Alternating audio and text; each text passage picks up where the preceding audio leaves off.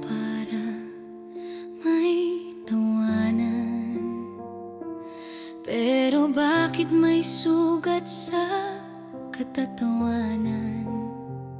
Sa bawat ngiti kong pilit kong ginuhit, Ako rin pala yung unti-unting naglaho sa isip. Relay, tama na, huwag mo nang lokohin sarili mo.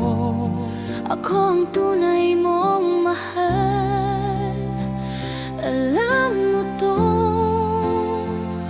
Hindi mo kailangang itago sa likod ng biro. Hindi mo kailangang maging ibang tao.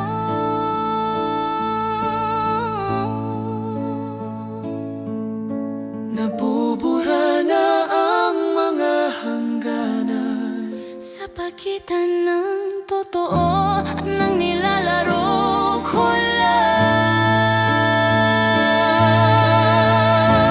lang.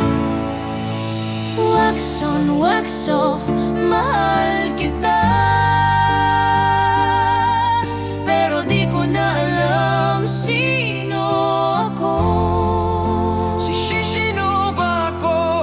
Si Raylay. Bakit ako na lang ang naliligaw sa tayo?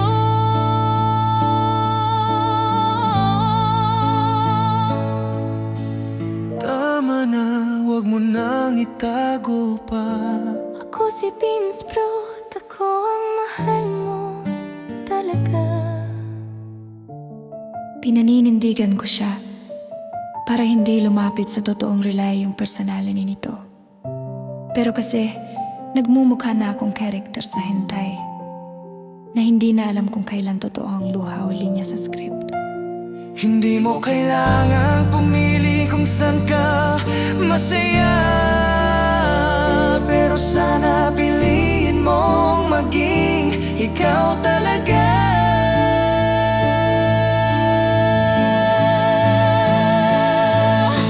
Wax on, wax off, mahal kita.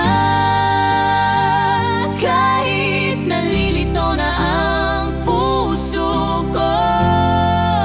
Si Shishino at si Raylay nagtatagpo sa gitna ng kwento nating totoo.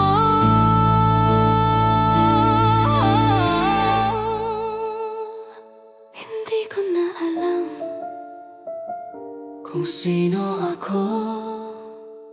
Hindi ko na alam Kung sino